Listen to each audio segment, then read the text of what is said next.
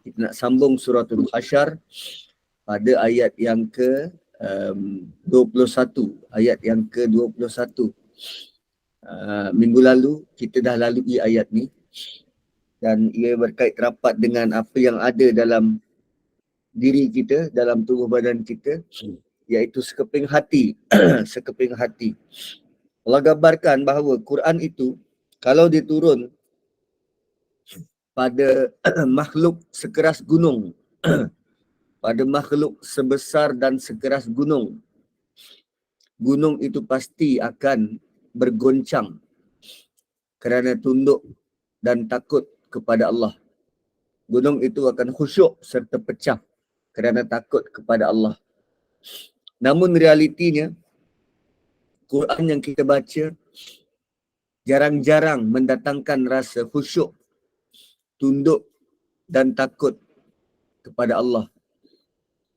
Ayat ini juga memberi gambaran bahawa hati kita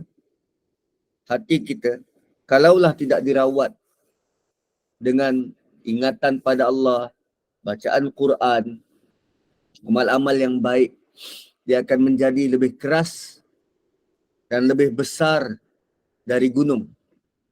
Lebih keras dari gunung, lebih besar dari gunung. Kadang kita melayan ego dan menyemai sifat keakuan. Semua tentang aku, dan aku. Lalu merasakan diri besar, perlu dihormati, perlu dilayan. Kan itu lebih besar dari gunung. Hati tak mau tunduk. Jarang-jarang nak menangis bila baca Quran. Sedangkan gunung itu, Allah kata kamu akan nampak dia khusyuk dan mutasaddi'. Khusyuk dan takut. Min khasyatillah. Khusyuk dan gementar kerana takutkan Allah. Lalu demikianlah contoh, watilkal amsal, demikianlah contoh-contoh, nadribuha linnas. Oh, rupanya bukan satu contoh je Allah dah bagi pada kita. Allah kata watilkal amsal, demikianlah contoh-contoh. Contoh-contoh, mana lagi contoh yang lain? Sebab tu bila sampai ayat ni, kita kena throwback balik ayat-ayat sebelum ini. Rupanya banyak dah contoh-contoh Allah beri tentang perilaku hati. Ada hati yang melupakan Allah. Lalu Allah jadikan dia lupa diri. Itu hati itu dah rosak. Ada hati yang dia tak nak tengok pun apa yang dia perlu prepare untuk akhirat. Itu hati yang tidak bertakwa, hati yang tidak berjaga-jaga. Ada hati yang perangainya macam syaitan. Perangainya macam syaitan, menghasut orang sana sini. Ada hati yang perangainya macam ni, macam Yahudi. Kan? So, banyak dah contoh-contoh yang Allah datangkan sebelum ini. Watilkal amsal. Dan diharapkan agar kita yang membaca Quran berfikir dengan dalam. Yatafakkarun. Berfikir dengan dalam. So, memang bagus untuk baca surah ni lepas solat subuh dan lepas solat asar. Dan lebih bagus tak kalau kita baca surah ini, dia menjadikan kita merenung kedudukan hati kita. Adakah hati kita tergerak dengan baik-baik ungkapan, baik-baik kalam daripada surah ini? Surah ini memaparkan tentang perangai orang Yahudi, perangai orang munafik dan sebagai sebagai lawan kepada dua perangai itu Allah datangkan pula perangai orang-orang Muhajirin dan perangai orang-orang Ansar.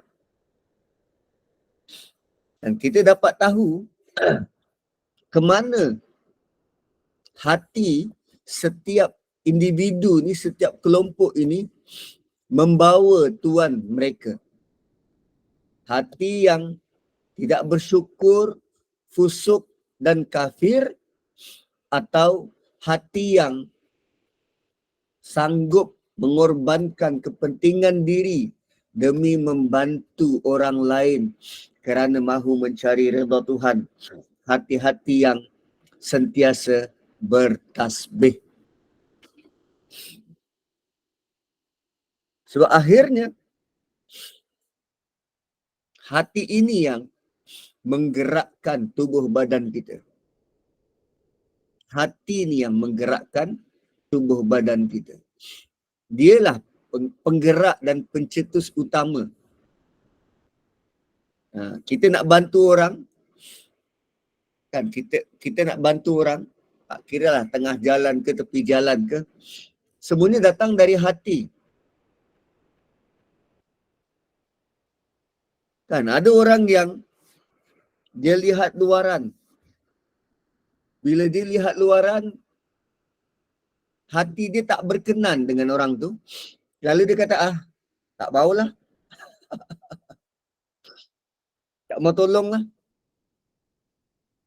So bila hati tak berkenan, sampai sudah.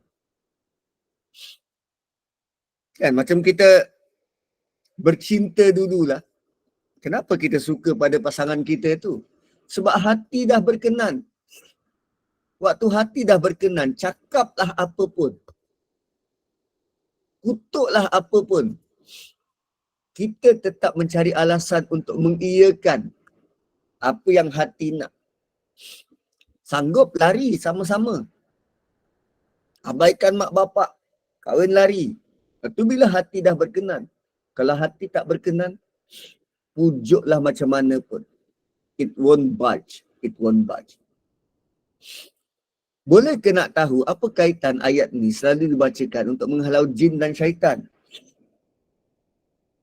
Lazimnya yang mengamalkan ruqyah, ulama melihat bahawa kalau gunung itu boleh tunduk dan takut kepada ayat Allah, maka diharapkan jin dan syaitan itu juga tunduk dan takut bila dibacakan ayat Allah. Cuma yang tak takut siapa? Kita manusia. Kita tak takut bila dibacakan ayat ini. Kita tak sedar. Kita tak sedar dan unaware, tak perasan tentang kepentingan dan beratnya ayat ini. Allah bagi sindiran tajam kepada hati kita yang semakin lama semakin keras. Hati yang sudah mula diselaputi oleh titik-titik hitam. Hati yang jarang dibersihkan melalui taubat dan istighfar. Hati itu lama kelamaan, bila kita dah hilang rasa, jarang menangis, kan, tak istighfar, tak bertaubat, lama kelamaan hati itu akan menjadi keras. Bila dah diselaputi bintik-bintik hitam, hati yang asalnya cerah, dia menjadi gelap, penuh dengan lapisan-lapisan. Kalau dalam surah Nur, Allah sebut tentang zulumat. Zolama, satu lapisan kegelapan. Zulumat, beberapa lapisan yang membungkus hati. So kalau dah hati itu dibungkus dengan kegelapan demi kegelapan, kalaupun ada cahaya nak bantu dari luar, tak mungkin cahaya itu boleh mencapai hati. Atau kalaupun ada cahaya dari dalam hati yang nak menerangi dan bersinar tak mungkin kita boleh nampak kerana telah dibungkus dengan kegelapan. Sebab tu, bila kita serius untuk tadabbur Quran, kita mula faham dengan kehendak-kehendak dari Allah. Kita mula mengenal Allah. Lepas ni ayat-ayat tentang nak mengenal Allah Subhanahu Wa Taala. Dimulakan dengan ayat 21 ni, Allah bagi tahu tentang hati. Janganlah kiranya hati itu sekeras gunung, tak berkesan, tak berkutik, tak berkudis bila dengar ayat Allah. Sepatutnya ayat-ayat Allah ini dia menggoncangkan hati. Dalam surah yang lain, surah Anfal misal kata. Surah Anfal kat mana? Nisa, An'am, Anfal, surah yang ke-8. Surah Anfal, hati bagi orang beriman bila disebut Allah, idza dzukirallah, bila disebut Allah, wajilat qulubuhum, gemetar hati mereka. Bagaimana gambaran gunung, tadi Allah sebut gunung kan, surah Asyar, gunung yang takut, gunung tu gemetar, vibrate dan pecah. Patutnya hati macam tu. Sebut Allah, kita rasa sesuatu dalam hati ni. Kita rasa sesuatu dalam hati. Selagi tak rasa apa-apa, selagi itulah hati tu masih belum recover. Hati yang normal ialah, hati orang beriman, hati yang normal ialah, bila disebut nama Allah, gemetar hati dia. Malah bila dibacakan ayat-ayat Allah, zadathum imana, semakin bertambah iman dia. Dan wa ala rabbihim yatawakkalun, mereka berserah pada Allah. Bila disebut nama Allah ni, kan, apa situasi yang kita buat, yang kita hadapi sehingga kita dengar nama Allah disebut?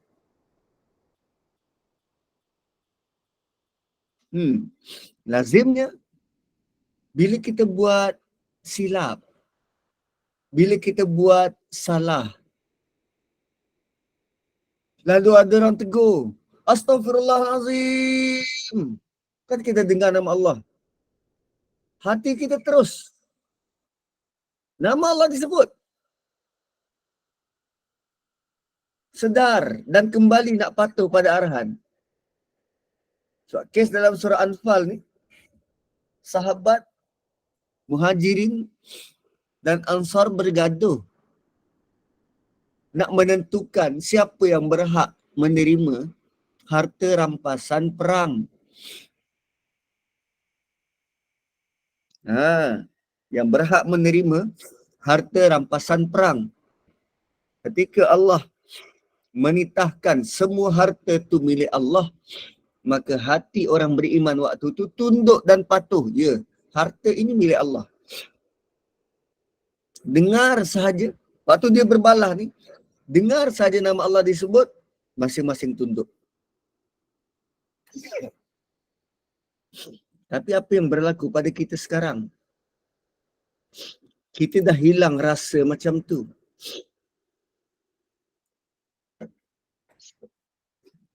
Malah kita berbalah, konon-konon atas nama Tuhan.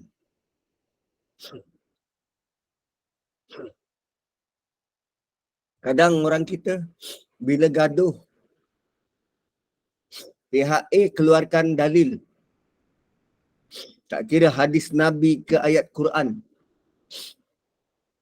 Pihak B pula Dia keluarkan dalil lain untuk menyanggah pendapat pihak A.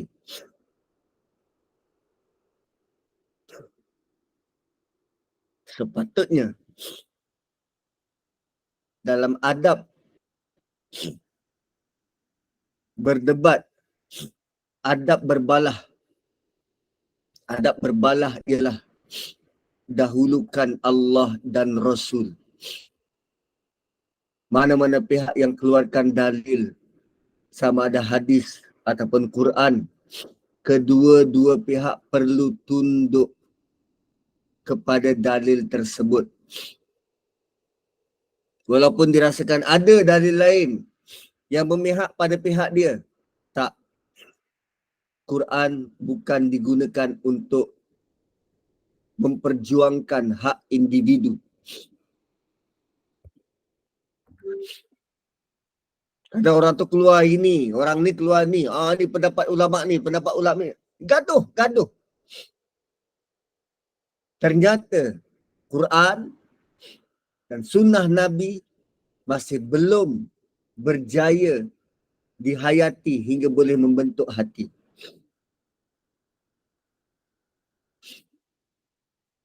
Hari Isnin besok saya diminta slot khas TV Hijrah untuk kupas adab-adab berbalah ni, adab-adab bergaduh, adab-adab berdebat. Kan sempena nak PRN ni, masing-masing akan kata aku lebih baik daripada orang lain, orang tu tak baik.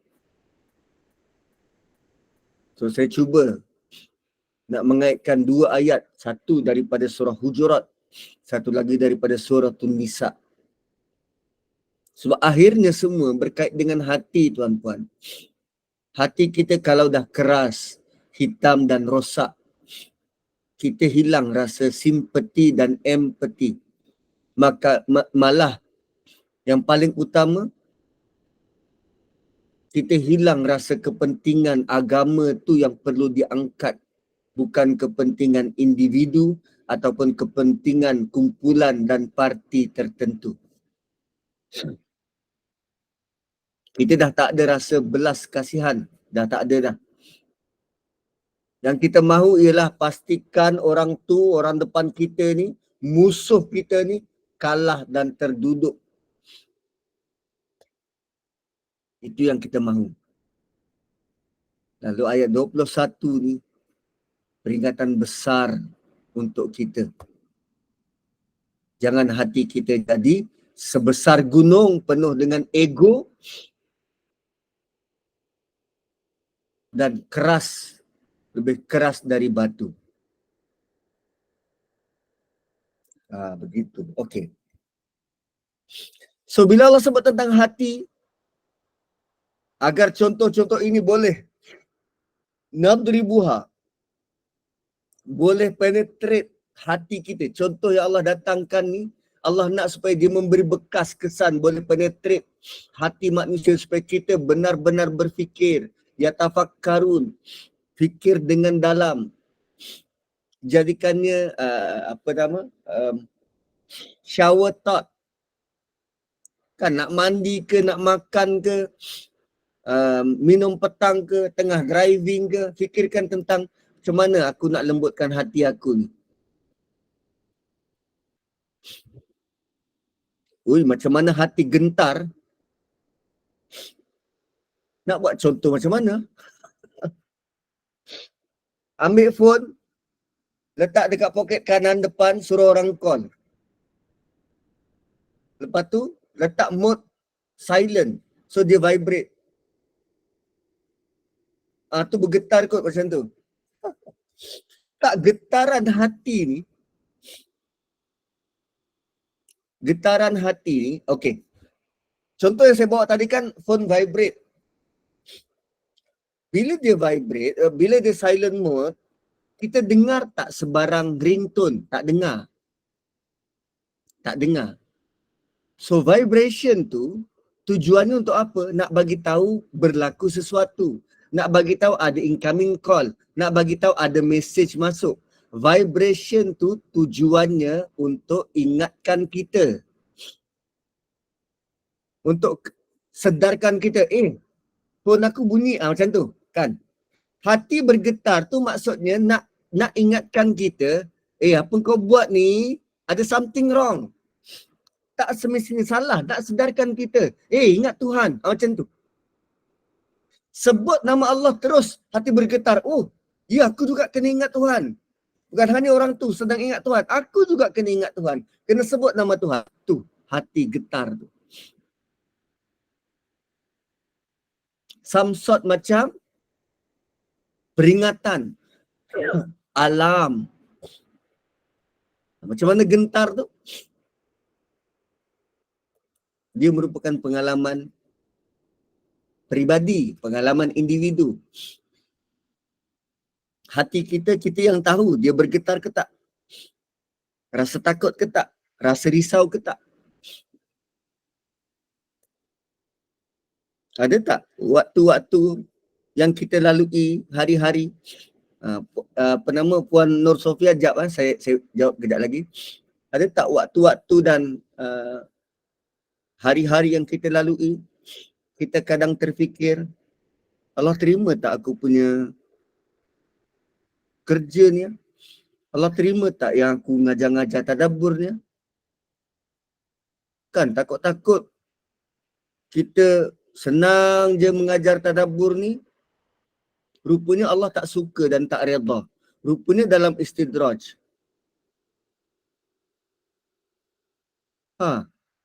Kan?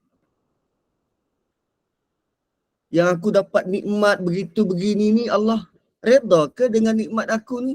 Atau memang Allah biarkan aku dapat ni semua supaya aku jauh daripada dia? Ada tak kita lalui hari dengan memikirkan begitu? Dan macam mana kita nak differentiate antara yang berlaku ni hukuman ke atau ujian?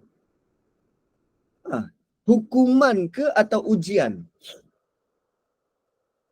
Kalau hukuman, apa yang kita buat tu menjauhkan kita dari Tuhan. Allah hukum. Apa yang kita buat tu menjauhkan kita dari Tuhan. Kita tak ingat dia. Walaupun atas dasar kita sedang buat kerja agama. Macam mana tu? Yelah, dia kuliah ceramah sana sini. Tapi niat dia tujuannya apa? Nak dapat duit dan nak supaya nama dia disebut-sebut orang. Supaya dia jadi terkenal. Bukan kerana Tuhan pun. Itu hukuman. Itu istidraj. Tapi kalau ujian, kita akan sentiasa ingat untuk kembali pada Tuhan. Merintih merayu hanya pada Tuhan. Kan dapat nikmat, menyedari, ini ujian ni. Nikmat senang, ini ujian. Allah sedang uji aku.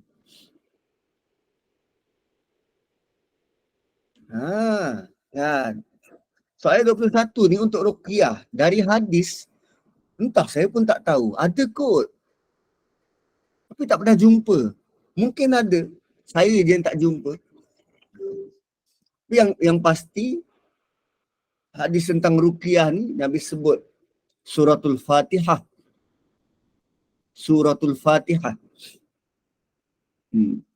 Mungkin ramai menganggapnya, pengamal ruqyah menganggapnya begitu kerana selepas daripada peringatan supaya jin dan syaitan ni takut kerana bukit dan gunung takut pada Allah. Ayat seterusnya adalah tentang ayat pengenalan kepada Allah Subhanahu Wa Taala. So jom kita mengenal Allah. Jom kita mengenal Allah. Allah mulakan ayat memperkenalkan diri dia dengan Huwallah, dialah Allah. Allazi la ilaha illahu. Dialah Allah yang tiada Tuhan melainkan dia. Dialah Allah, tiada Tuhan melainkan Dia. Alimul ghaibi wasyahadah. Hanya Dia yang mengetahui perkara yang ghaib dan perkara yang nyata. Kenapa Allah mulakan dengan Allah tahu benda ghaib dan Allah tahu benda yang nyata?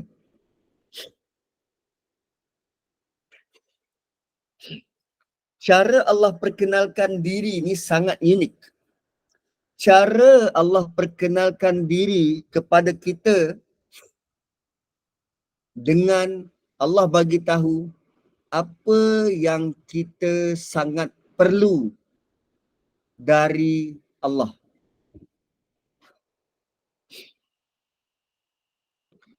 Benda yang menjadi kegusaran, ketakutan pada kita ialah tentang masa depan.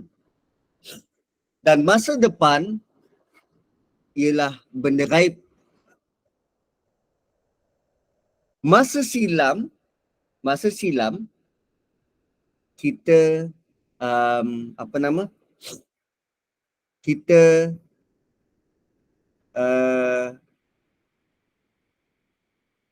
apa nama dia tu? Apa perkataannya tu?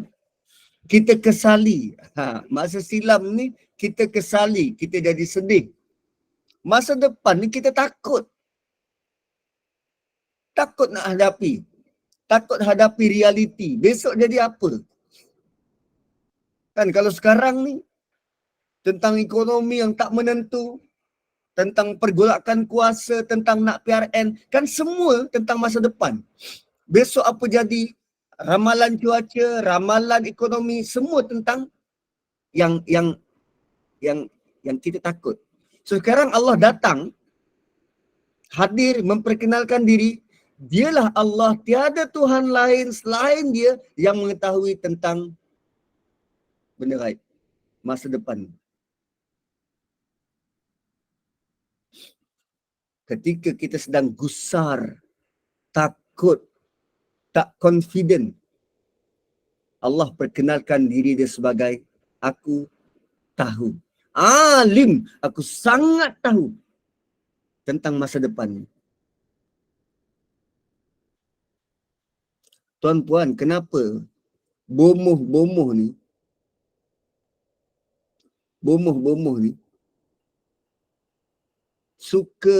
manusia suka untuk datang dan jumpa?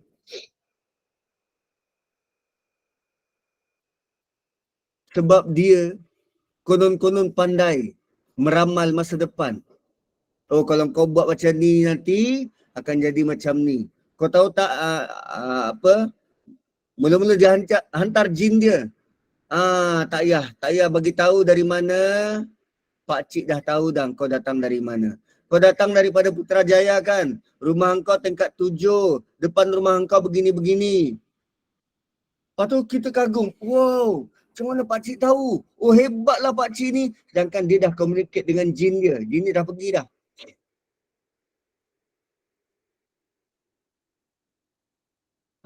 Jin dia dah pergi. Kalau orang Jawa kata diapusi dia. Ditipu bulat-bulat je. Sedangkan dia tak tahu apa-apa. Sekarang Allah bagi tahu Dia alimul ghaib. Dia tahu benda yang ghaib. Dan cuba bayangkan pemimpin sebuah negara yang benar kenal Tuhan, dia tidak mempertaruhkan nasib rakyat dia dengan teori-teori yang belum tentu berkesan. Dia tak akan mempertaruhkan masa depan rakyat dia, masa depan anak cucu dia dengan memperjudikan sesuatu. Tak. Tapi dia akan tetap berserah pada Tuhan yang mengetahui tentang masa depan. Jadi pemimpin patut semakin akrab, semakin rapat, semakin mengenal Tuhan. Sebab dia mengemudi dan dia akan serahkan urusan kepada Allah yang tahu tentang masa depan. Alimul ghaib.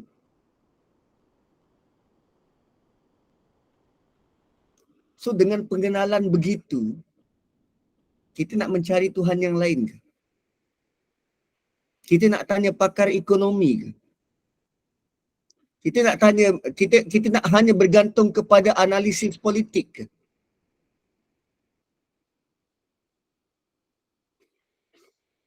Kita akan berdamai dan berpada dengan penyerahan diri pada Allah. Sebab Allah tahu tentang masa depan. Allah tahu tentang benda gaib. Dan kalau perasan, sebab kita dah lalui lama surah ni. Surah Hasyar ni. Saya khawatir kita lupa je. Ayat pertama, ayat kedua, ayat ketiga. Ayat kedua kan Allah cerita tentang bagaimana Allah serang Yahudi Bani Nadir, mendatangkan rasa takut yang bersangatan pada hati. Siapa yang boleh datangkan rasa takut? Hanya Allah. Yang waktu itu on paper, orang beriman tak confident boleh menguasai Yahudi Bani Nadir. Tapi siapa yang tahu tentang masa depan? Alimul ghaib. Siapa yang tahu perkara yang tersembunyi? Allah Subhanahu wa taala.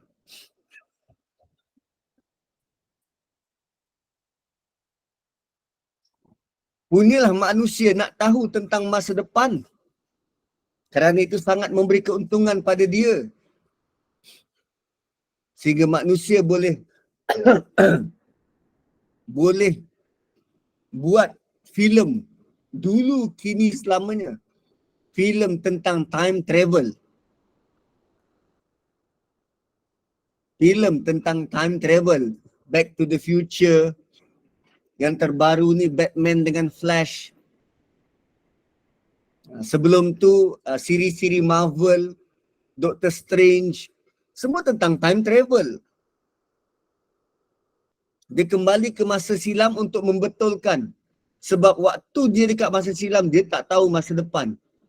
Tapi bila dia dah berada di depan, dia nak kembali ke belakang untuk buat sesuatu, merubah masa depan. Dan sekarang Allah bagi tahu, aku yang paling tahu tentang masa depan.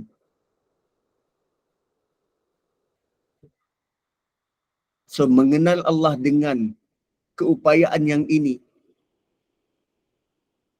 sudah boleh menggentarkan hati bila disebut nama Allah.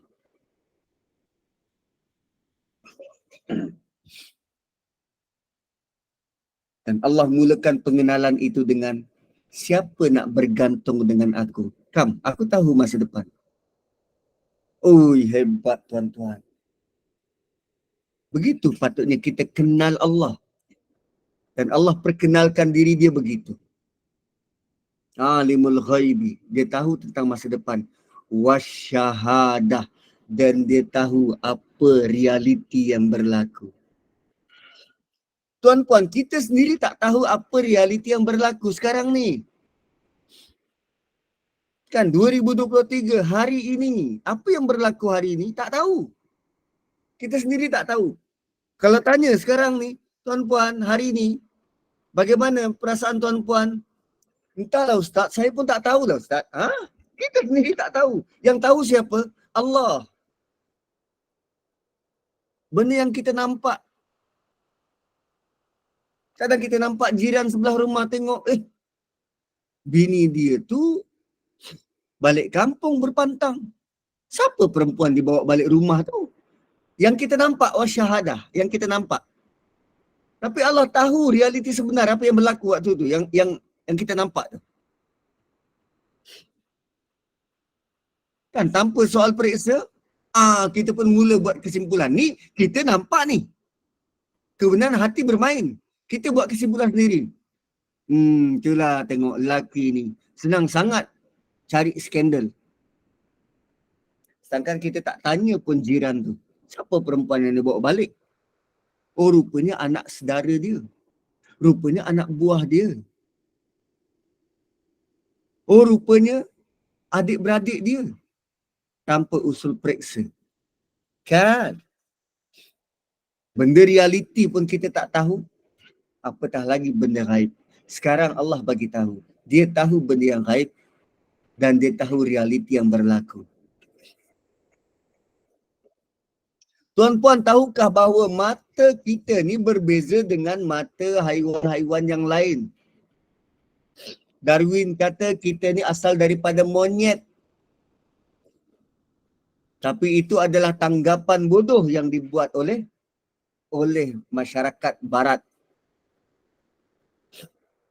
Kerana banyak benda boleh evolve. Tapi evolusi daripada monyet kepada manusia sangat mustahil. Antaranya kelebihan mata monyet dan mata manusia. Mata monyet dan mata manusia berbeza. Allah cipta mata monyet, dia nampak makanan yang boleh dia makan melalui perbezaan warna. Sama macam mata kita. Cuma warna yang berbeza tu, warna yang dia nampak tu berbezalah dengan mata kita.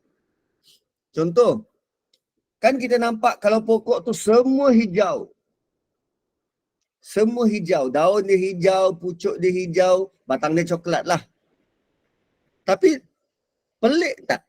Kenapa? Macam mana monyet boleh tahu dalam banyak-banyak daun, yang itu aku boleh makan.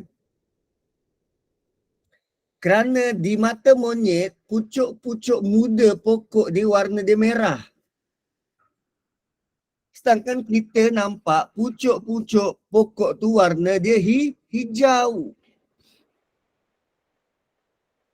Kita tengok buah yang masak, ranum, daripada hijau tukar pergi oranye, tukar pergi merah, tukar pergi kuning. Allah buat mata kita begitu. Di mata haiwan yang lain dia nampak sama je. Hijau-hijau lah.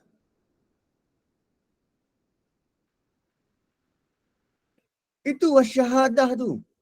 Realiti sebenar pun kita tak tahu. The reality. Suatu doa kita dalam surah Isra. Ya Allah, masukkan aku, adkhilni mudkhala sidqin. Masukkan aku dengan cara yang baik. Wa akhrijni mukhraja sidqin. Dan keluarkan aku dengan cara yang baik. Sebab aku tak tahu realiti yang berlaku. Boleh jadi cara aku masuk, engkau tak reda. Atau cara aku keluar dari satu keputusan, engkau tak reda. Tapi masukkanlah dan keluarkanlah aku. Jadikanlah realiti dekat keliling aku ni, realiti yang engkau setuju dan reda atas tindak tanduk aku. Kadang aku tak tahu. Warna buah pun aku keliru. Lagi-lagi lelaki bila tanya, warna apa bang? Biru. Biru air laut pun dipanggil biru. Biru royal blue pun dipanggil biru. Mana boleh differentiate? Biru-biru lah. Itu beza kita dengan kita menanggap realiti. Dan Allah perkenalkan diri dia begitu. Dia tahu yang gaib dan dia tahu realiti. Kemudian Allah susuli sifat itu dengan Huwar Rahmanur Rahim. Dialah yang maha pengasih dan maha penyayang. Ar-Rahman extremely. Ar-Rahman sekurang-kurangnya ada 3 sifat yang mendukung Ar-Rahman. Ar-Rahman dalam bentuk mubalaghah, sangat-sangat menyayangi. Ar-Rahman pula dalam bentuk segera, dia sedang sayang kita ni sekarang. Dan Ar-Rahman juga mempunyai sifat sementara. Dia sayang kita sekarang tapi dia sementara. Sementara ada waktu. Satu kadang kita sihat, kita sakit. Tapi semua atas kasih sayang dia. Sihatnya kita Diberi kesempatan untuk bekerja. Sakitnya kita untuk kita berehat. Semua atas rahman dia. Cuma rahmannya tu bentuk berubah-ubah. Rahman waktu sihat lain, rahman waktu sakit lain.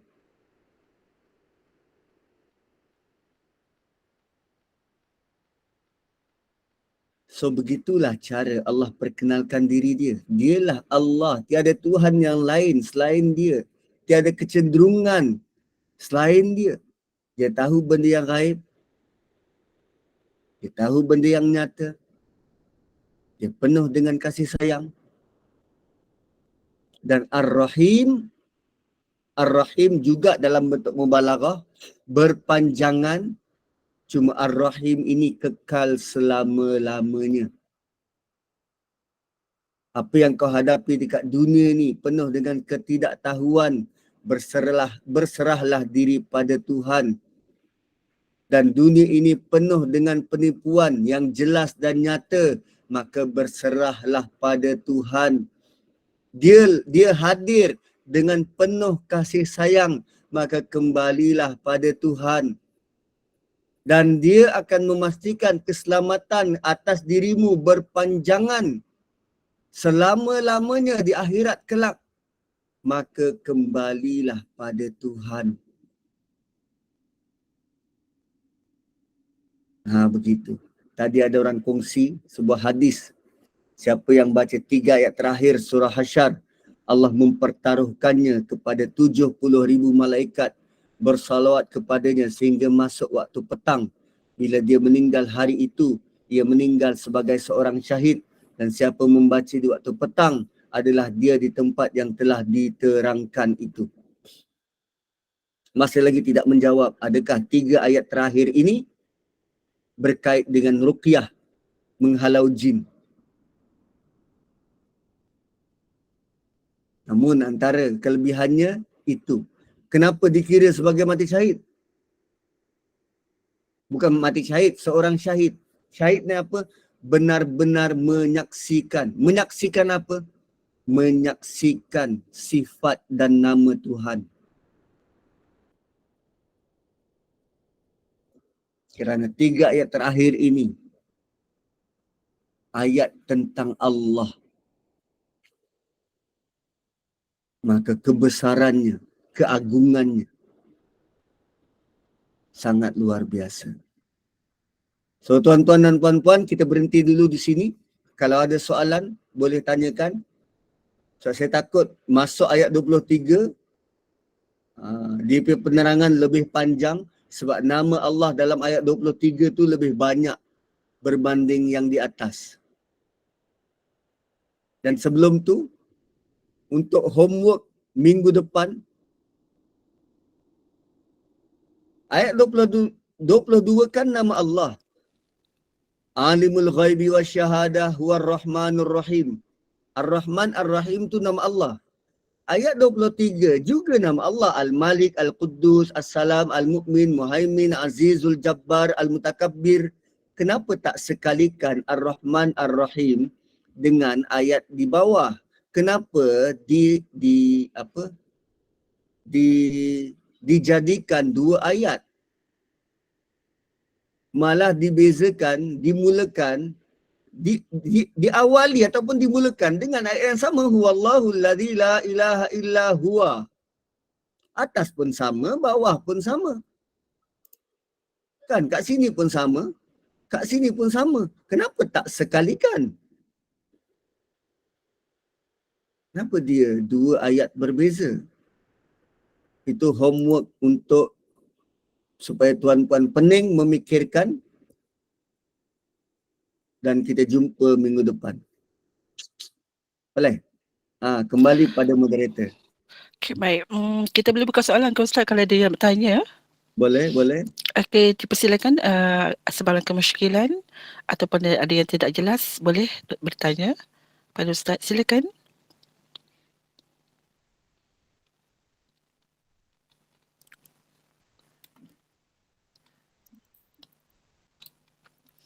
Ada tak ada? Tadi macam nampak ada orang angkat tangan. Ke sebab dia membetulkan lengan baju? Okey, rasanya dah Ada 10 jelas kot soalan Ustaz. lah. Saya main-main Macam yang inilah. tak ada soalan dah tu kot.